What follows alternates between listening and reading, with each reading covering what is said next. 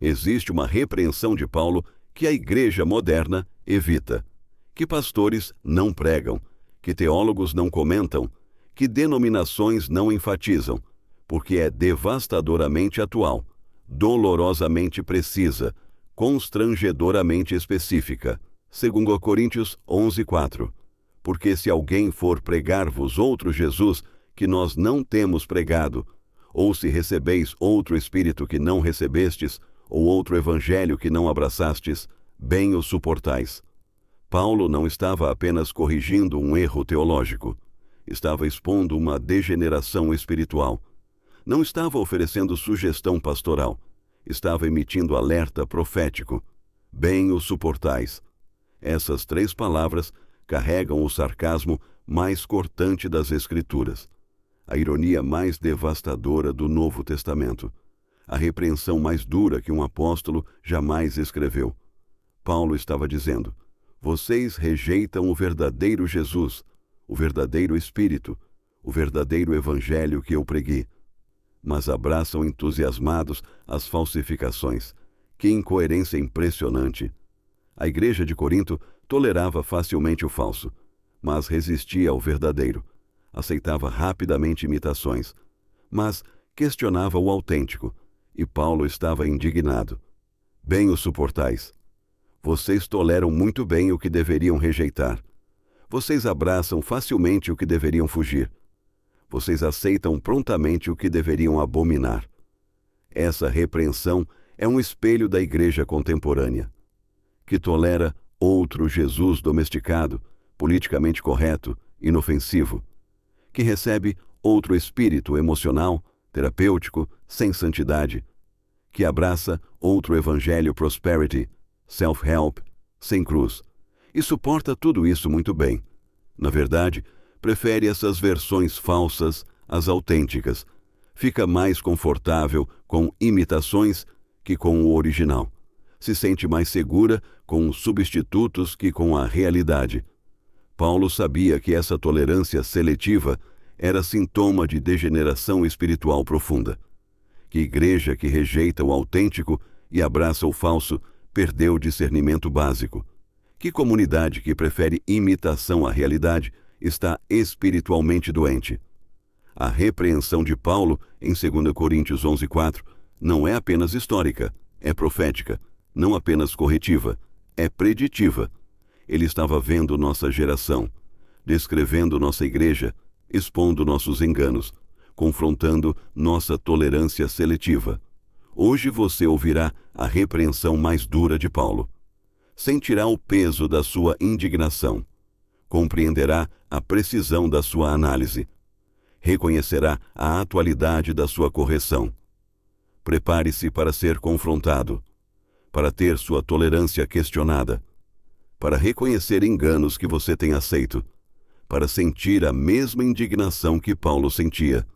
Porque se esta repreensão não te incomodar, você já está mais doente espiritualmente do que imagina.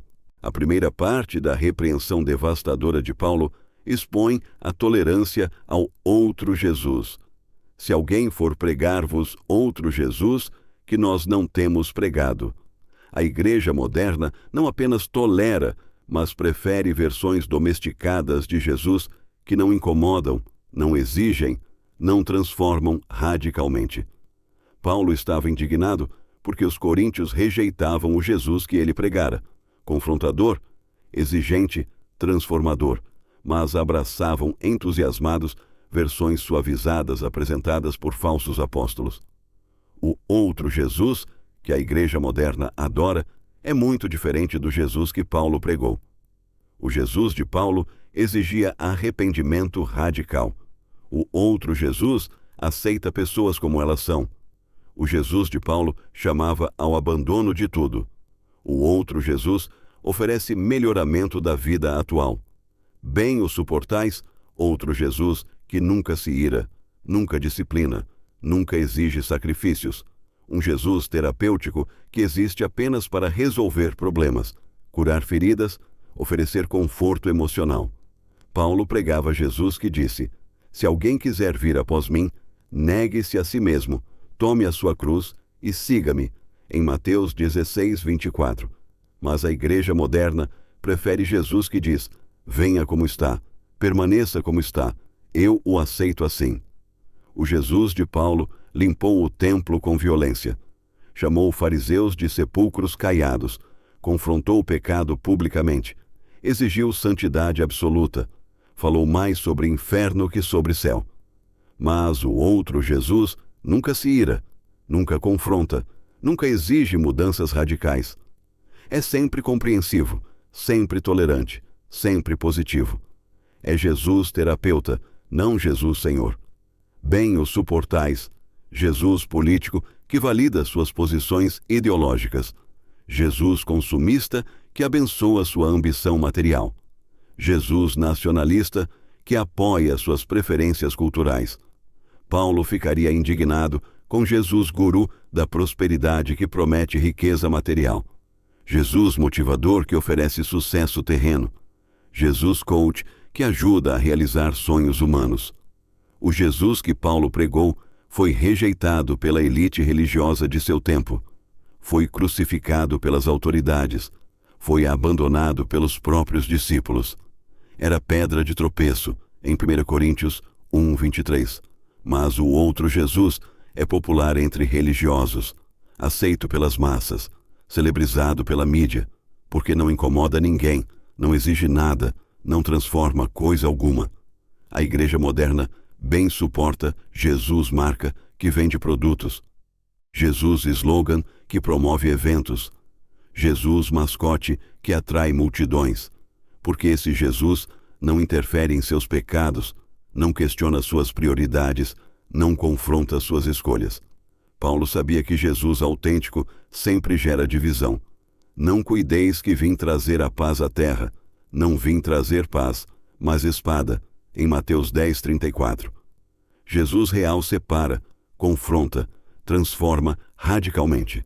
Se seu Jesus não está causando desconforto em sua vida, confrontando seus pecados, exigindo mudanças radicais, então você está adorando outro Jesus. Se sua pregação sobre Jesus não está gerando resistência, criando divisões, exigindo decisões difíceis, então você está pregando outro Jesus. O Jesus de Paulo era intolerável para religiosos superficiais. Por isso, o crucificaram. O outro Jesus é tolerável porque não ameaça status quo religioso. A primeira repreensão de Paulo deveria despertar você. Que Jesus você tem adorado? O que confronta e transforma ou o que consola e aceita? A segunda parte da repreensão cortante de Paulo expõe a tolerância ao outro espírito. Ou se recebeis outro espírito que não recebestes. A igreja moderna não apenas tolera, mas celebra manifestações espirituais que não produzem santidade, não geram transformação, não exigem obediência radical. Paulo estava indignado porque os coríntios rejeitavam o Espírito Santo que ele ministrara, que convence do pecado, da justiça e do juízo, mas recebiam entusiasmados outro espírito que apenas emocionava sem transformar. O outro espírito que a igreja moderna recebe é muito diferente do Espírito Santo que Paulo ministrou. O espírito de Paulo convencia de pecado e exigia santidade. O outro espírito oferece experiências emocionais sem mudança moral. Bem o suportais, outro espírito que nunca confronta pecados específicos, nunca exige abandono de práticas antibíblicas, nunca produz frutos de santificação genuína. Paulo ministrava o Espírito Santo que convencerá o mundo do pecado e da justiça e do juízo, em João 16, 8.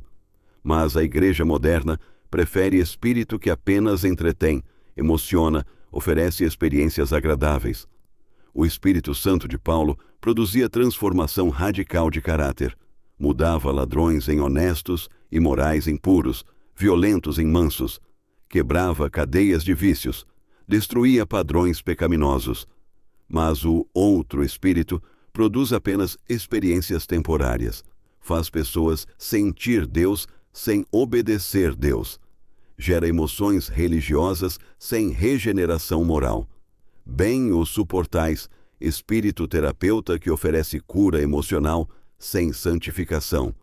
Espírito motivador que dá ânimo sem exigir mudança. Espírito entretenimento que proporciona experiências sem transformação.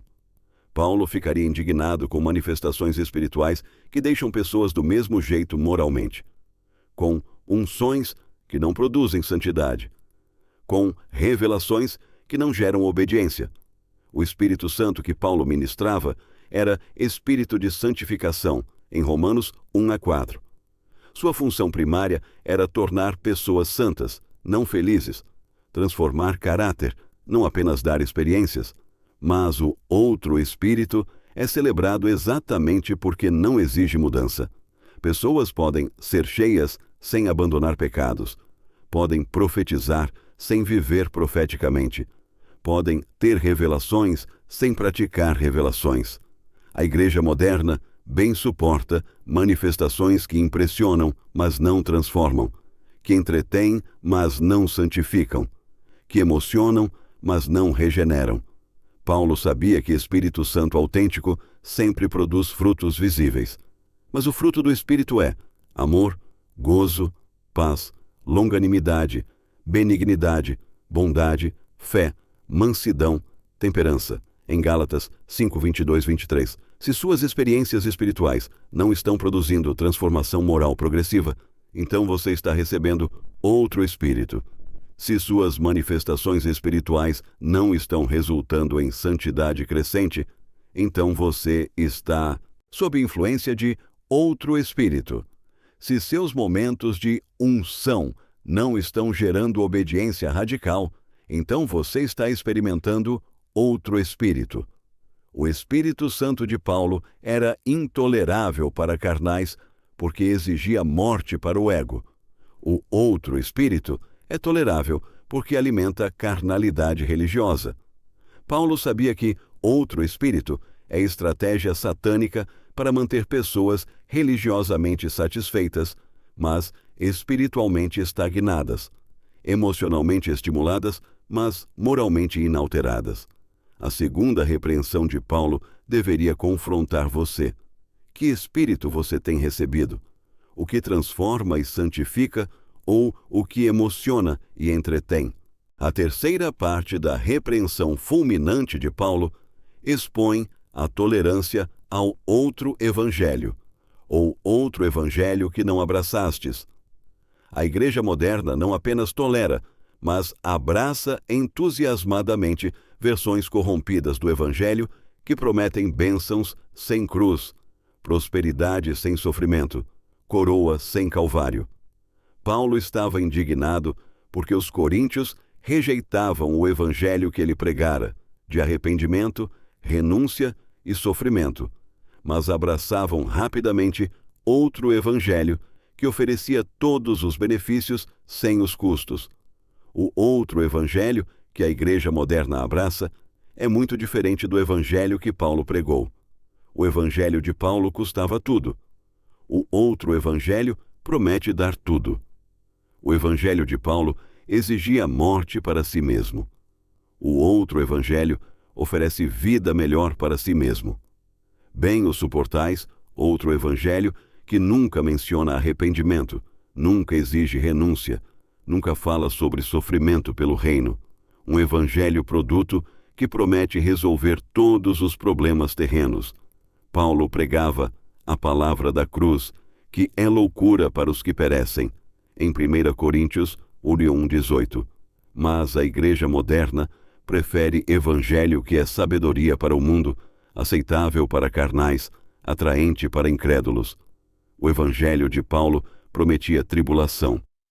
É necessário que através de muitas tribulações entremos no reino de Deus, em Atos 14:22. Garantia sofrimento.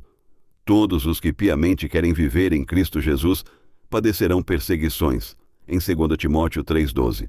Mas o outro evangelho promete vida fácil, sucesso garantido, prosperidade automática.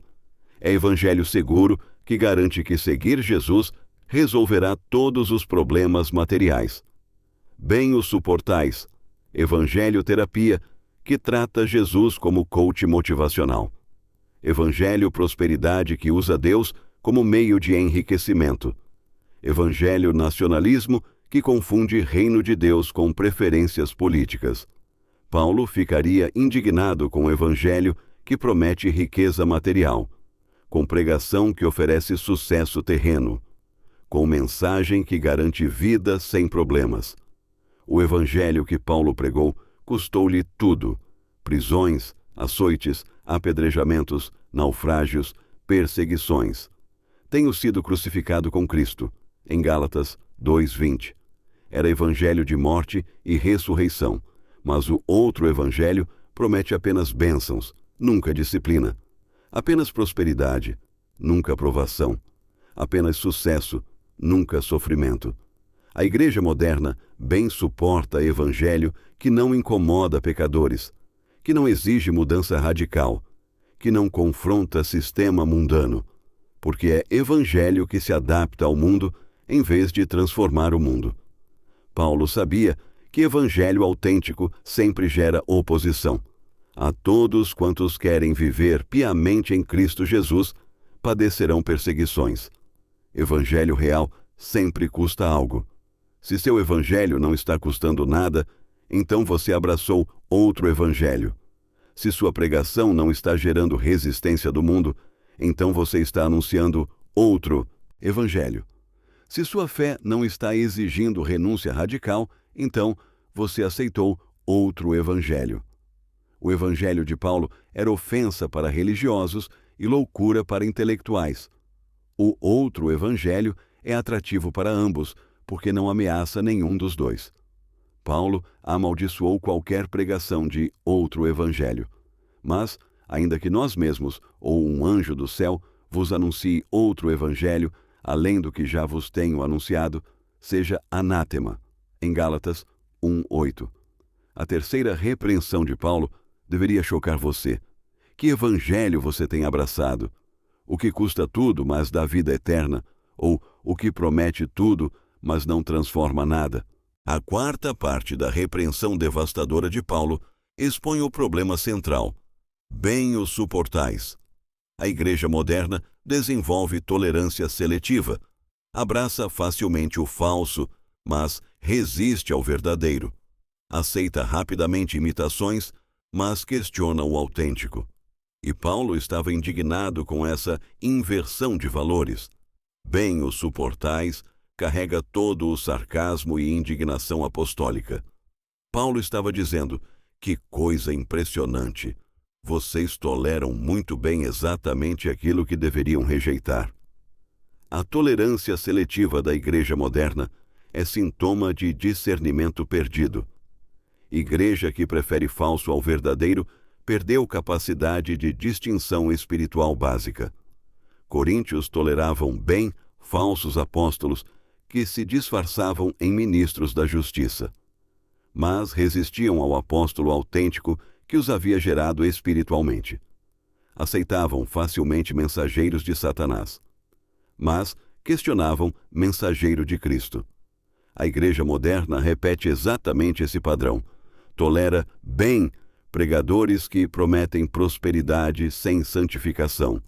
Abraça facilmente líderes que oferecem bênçãos sem transformação, mas resiste a mensagens que exigem arrependimento radical.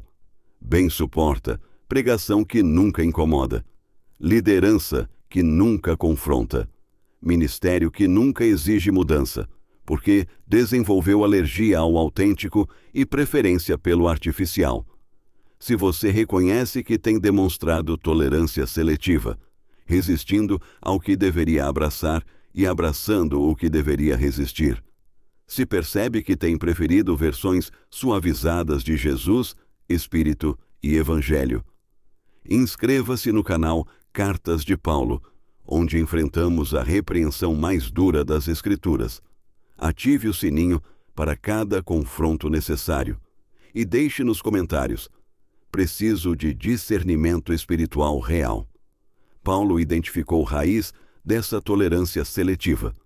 carnalidade disfarçada de espiritualidade. Pessoas que querem benefícios do cristianismo sem custos do discipulado. A igreja tolera bem o que alimenta a carnalidade religiosa, mas resiste ao que exige morte para o ego. Aceita facilmente o que promete prosperidade material, mas rejeita o que exige renúncia radical, porque virá tempo em que não suportarão a sã doutrina, em 2 Timóteo 4:3. Paulo profetizou exatamente essa tolerância seletiva. Igreja que não suporta a verdade, mas suporta bem falsificações. A tolerância seletiva se manifesta em várias áreas. Primeiro, tolerância doutrinal. Aceita ensinos que contradizem escrituras, mas resiste a verdades bíblicas claras. Segundo, tolerância moral. Aceita comportamentos antibíblicos em líderes, mas critica padrões santos. Terceiro, tolerância ministerial. Aceita ministérios que não produzem transformação, mas critica a pregação que confronta pecado. Quarto, tolerância cultural. Aceita adaptações do evangelho à cultura, mas resiste a confrontos proféticos. Paulo sabia que tolerância seletiva é estratégia satânica para neutralizar a igreja. Satanás não precisa fazer a igreja rejeitar Jesus completamente. Basta fazer ela aceitar outro Jesus que não transforma. A tolerância seletiva da igreja moderna seria incompreensível para Paulo. Como podem abraçar tão facilmente o que contradiz tudo o que ele ensinou? Como podem resistir ao que ele viveu e morreu defendendo? Resposta: porque perderam capacidade de discernimento espiritual. Desenvolveram paladares espirituais corrompidos que preferem artificial ao natural. A repreensão de Paulo deveria produzir arrependimento profundo, reconhecimento de que desenvolvemos tolerância ao errado e resistência ao certo.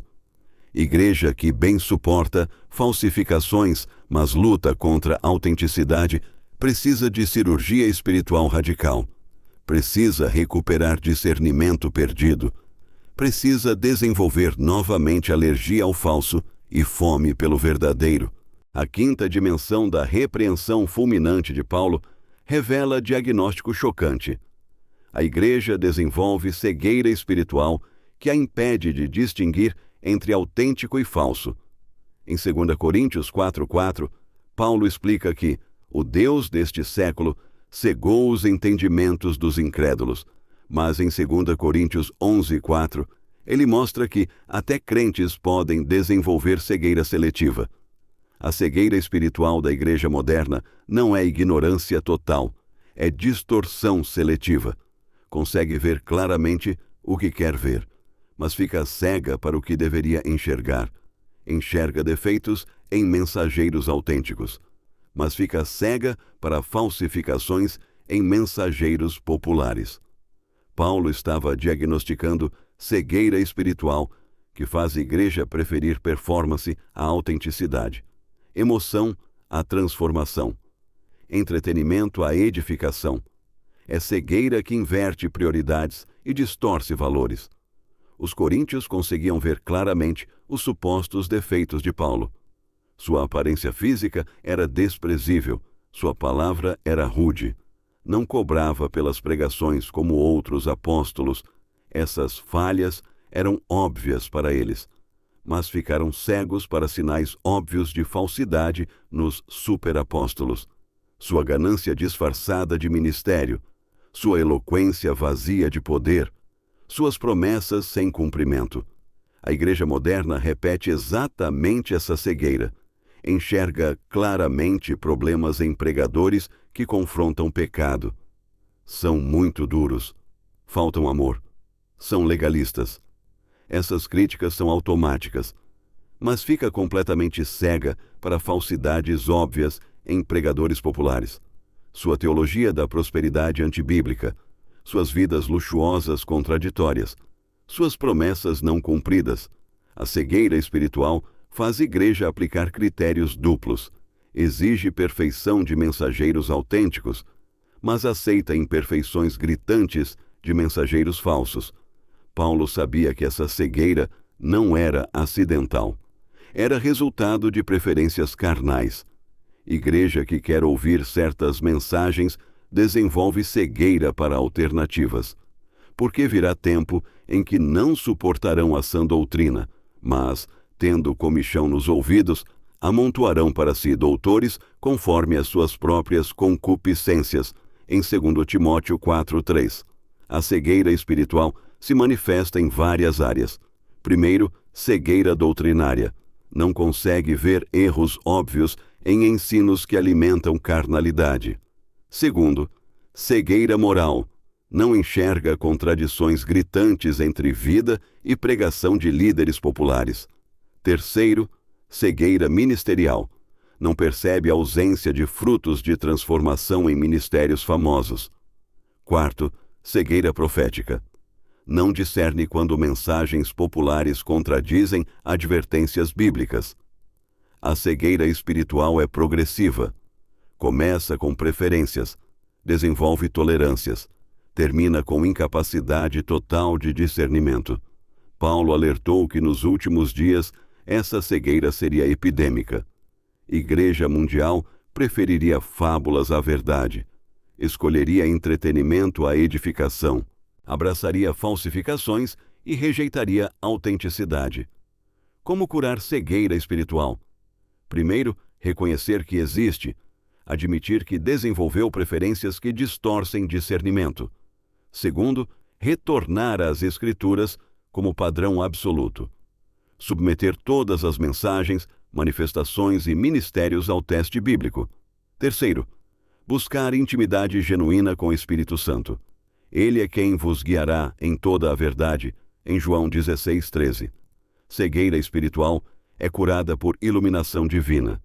Quarto, desenvolver fome pelo autêntico, mesmo quando incomoda. Preferir verdade desagradável à mentira agradável.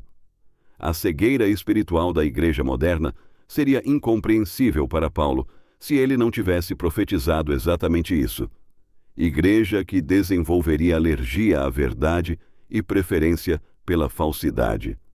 A quinta repreensão de Paulo deveria despertar você.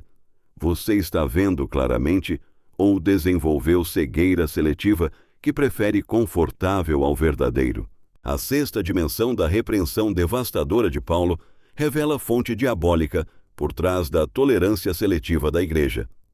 Em 2 Coríntios 11, 13 e 15, ele expõe que falsos apóstolos são obreiros fraudulentos que se transfiguram em apóstolos de Cristo. E a razão é chocante. O próprio Satanás se transfigura em anjo de luz. Paulo não estava lidando apenas com erro humano. Estava confrontando estratégia satânica sofisticada. Satanás não tenta destruir igreja através de ataques frontais. Usa infiltração sutil. Não promove ateísmo declarado. Oferece cristianismo falsificado. A estratégia satânica é genial. Fazer igreja abraçar versões corrompidas de Jesus, Espírito e Evangelho. Versões que parecem cristãs, mas não produzem transformação. Que soam espirituais, mas não geram santificação. O próprio Satanás se transfigura em anjo de luz. Satanás não aparece com chifres e garfo. Veste roupa religiosa, fala linguagem cristã, cita versículos bíblicos, promove experiências espirituais. A igreja moderna está sendo enganada pela mesma estratégia que Paulo expôs. Satanás infiltrou a igreja com versões falsificadas de cristianismo que satisfazem religiosamente, mas não transformam espiritualmente. Bem o suportais, influência satânica disfarçada de ministério cristão. Porque Satanás aprendeu que é mais eficaz corromper igreja por dentro que atacar por fora.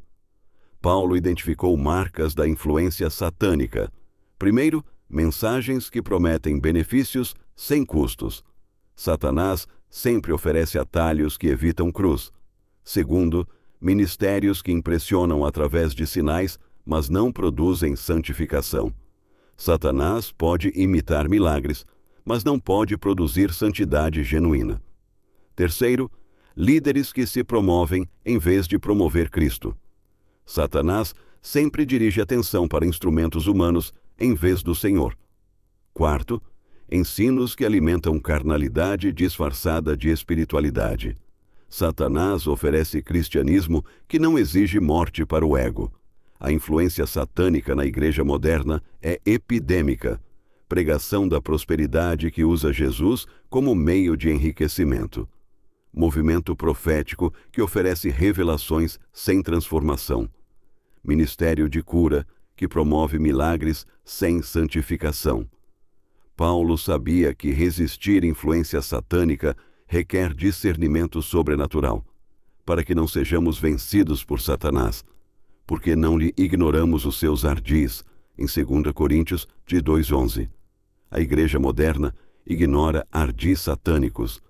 Não reconhece que Satanás infiltrou o cristianismo com falsificações atrativas, que oferece versões de fé que satisfazem carne religiosa. Como resistir influência satânica? Primeiro, reconhecer que ela existe. Admitir que Satanás está ativo dentro da igreja, não apenas fora dela. Segundo, testar tudo pela palavra de Deus. Amados, não creiais a todo espírito, mas provai se os espíritos são de Deus. Em 1 João 4:1. Terceiro, avaliar frutos. Não apenas manifestações. Por seus frutos os conhecereis. Em Mateus 7:16. Ministério satânico pode impressionar, mas não transforma. Quarto, buscar santidade como evidência de autenticidade. Satanás pode imitar poder, mas não pode produzir santidade genuína.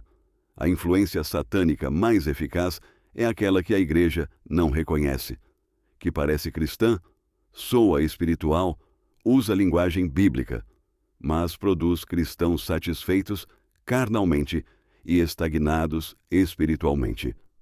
Paulo alertou que nos últimos dias essa influência seria intensa. Nos últimos dias sobrevirão tempos trabalhosos, em 2 Timóteo 3:1. Igreja seria infiltrada por influências que pareceriam cristãs, mas seriam diabólicas. A sexta repreensão de Paulo deveria alertar você. Você consegue discernir quando influência satânica está disfarçada de ministério cristão? A sétima e última dimensão da repreensão mais dura de Paulo culmina em convocação urgente ao arrependimento. Não arrependimento superficial de pecados externos, mas arrependimento profundo de tolerância seletiva, cegueira espiritual e preferência por falsificações. Paulo exigia que a igreja reconhecesse gravidade de abraçar outro Jesus, outro Espírito e outro Evangelho. Bem o suportais não era apenas observação sarcástica, era convocação ao arrependimento. Paulo estava dizendo: vocês precisam parar de tolerar o que deveriam abominar. Precisam desenvolver alergia ao falso e fome pelo verdadeiro. O arrependimento que Paulo exigia não era emocional, mas prático. Abandono real das falsificações. Retorno ao Jesus autêntico, Espírito genuíno, Evangelho verdadeiro. Mesmo que isso significasse perder popularidade, conforto, aprovação. A igreja moderna precisa do mesmo arrependimento. Reconhecer que desenvolveu tolerância ao errado e resistência ao certo, que perdeu discernimento espiritual básico, que prefere versões corrompidas às autênticas. Paulo sabia que arrependimento genuíno sempre produz mudança radical de direção. Porque a tristeza, segundo Deus, opera arrependimento para a salvação, da qual ninguém se arrepende, em 2 Coríntios 7:10. O arrependimento que Paulo exigia incluía várias dimensões. Primeiro, reconhecimento de que desenvolvemos preferências carnais disfarçadas de espirituais. Segundo, abandono de ministérios, mensagens e manifestações que não produzem santificação genuína. Terceiro, retorno aos padrões bíblicos como critério absoluto para avaliar tudo que se apresenta como cristão. Quarto, desenvolvimento de discernimento espiritual que distingue entre autêntico e falso, mesmo quando o falso é popular. Quinto, disposição de ser rejeitado pelo mundo religioso quando necessário para permanecer fiel ao verdadeiro. A igreja que bem suporta falsificações precisa de arrependimento que a faça mal suportar qualquer coisa que contradiga a verdade bíblica. Paulo modelou esse arrependimento em sua própria vida. Antes da conversão, bem suportava zelo religioso sem conhecimento. Abraçava tradições que contradiziam verdade. Tolerava sistemas que resistiam à revelação divina. Mas encontro com Jesus verdadeiro produziu arrependimento radical. As coisas que para mim eram ganho, reputei-as perda por Cristo, em Filipenses 3:7. Abandonou tudo que antes valorizava. O arrependimento que Paulo exigia da igreja não era menos radical. Abandono de tudo que parecia cristão, mas não era autenticamente cristão, mesmo quando isso significasse perder amigos, ministério, reputação. Como praticar arrependimento que Paulo exigia? Primeiro, examine honestamente que versão de Jesus você tem adorado. Se não exige transformação radical, é outro Jesus. Segundo, avalie que tipo de espírito você tem recebido. Se não produz santificação crescente, é outro espírito. Terceiro, analise que evangelho você tem abraçado. Se não custa tudo, mas promete vida eterna, é outro evangelho. Quarto, confesse tolerância seletiva que aceita falso e resiste ao verdadeiro. Quinto, peça a Deus restauração de discernimento espiritual que distingue autenticidade de falsificação. Sexto, comprometa-se a buscar verdade mesmo quando incomoda e rejeitar falsidade mesmo quando agrada. As 7 dimensões da repreensão mais dura de Paulo são: tolerância ao outro Jesus domesticado, aceitação de outro espírito que não santifica, abraço de outro evangelho sem cruz, tolerância seletiva que prefere falso ao verdadeiro, cegueira espiritual que distorce discernimento, influência satânica disfarçada de ministério cristão e necessidade de arrependimento radical. Se esta repreensão o incomodou profundamente, se reconheceu padrões de tolerância seletiva em sua vida, deixe nos comentários: preciso de arrependimento de tolerância ao falso. Compartilhe esta mensagem com outros que precisam sentir peso desta repreensão e permaneça conosco nas cartas de Paulo, onde enfrentamos verdades que a igreja moderna evita. A repreensão mais dura de Paulo não era destrutiva, mas construtiva. Não visava desencorajar, mas despertar. Não pretendia condenar, mas converter. Porque Paulo sabia que igreja que tolera falsificações está em perigo mortal. Que desenvolver preferência pelo artificial é sintoma de morte espiritual progressiva. A repreensão era ato de amor desesperado de pai espiritual que via filhos sendo enganados por falsificações atrativas. Se você sentiu o peso desta repreensão, isso é evidência de que ainda há esperança. Consciências mortas não sentem repreensão.